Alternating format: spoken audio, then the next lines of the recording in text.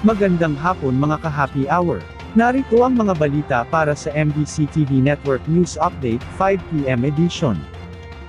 Unang araw ng tigil pasada ng Grupong Manibela, naging mapayapa ayon sa PNP. Itinuturing na mapayapa ng Philippine National Police ang unang araw ng nationwide transport strike ng Grupong Manibela. Ayon kay Acting PNP Chief Police Lieutenant General Jose Melencio Nartates Jr., wala silang naitalang anumang malaking abala sa unang araw ng kilos protesta. Maaga aniya, na ipinakalat ang mga pulis upang alalayan ang mga motorista at suportahan ang mga pasaherong naapektuhan at nakaranas ng pagkaantala ng biyahe. Samantala, nagpapatuloy ang mahigpit na pagbabantay at assistance operations ng mga unit ng pulisya sa buong bansa, alinsunod ito sa direktiba ni Pangulong Ferdinand Bongbong Marcos Jr., na tiyakin ang kaligtasan ng publiko at mapanatili ang tuloy-tuloy na biyahe sa gitna ng transport strike. Tiniyak naman ni Nartates sa publiko, na ipagpapatuloy ng PNP ang deployment at commuter assistance para sa nalalabing mga araw ng strike.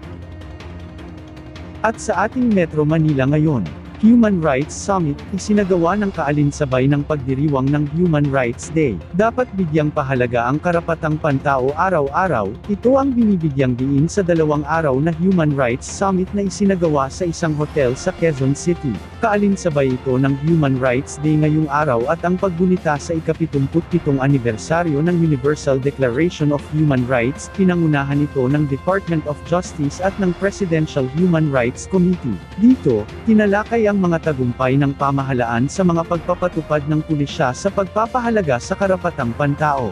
Ayon kay PHRC Executive Director Undersecretary Severo Catura, mahalaga ang papel ng bawat ahensya ng pamahalaan para mapangalagaan ang karapatan ng iba't ibang sektor.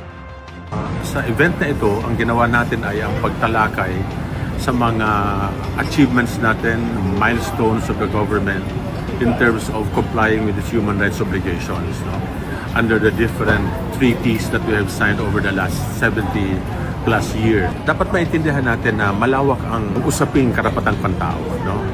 Ito ay nakatugon doon sa 3 aspeto ng sinasabi natin palagi na pangalagaan ang buhay ng mga tao, siguraduhin na napapaangat ang kanilang dignidad, and then collectively, tayo ay nagkakaroon ng matindi at relevant na hakbang upang magkaroon ng tinatawag na progress. Siyempre, ang nakatuon kasi itong ating pinag-usapan dito sa tinatawag na Human Rights Plan ng pamahalaan for 2024 to 2028.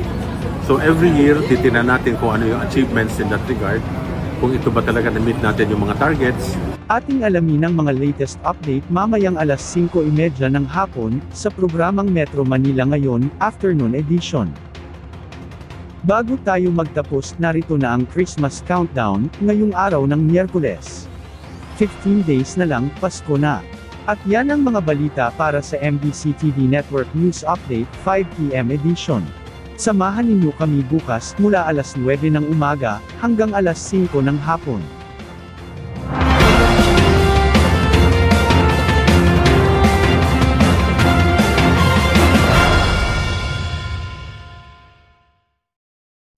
Mga ka-happy hour, kung gusto mong manood ang mga balita sa MBC TV Network News Update, mag-subscribe sa aming YouTube channel, i-like ang aming Facebook page, at i-follow sa aming TikTok account.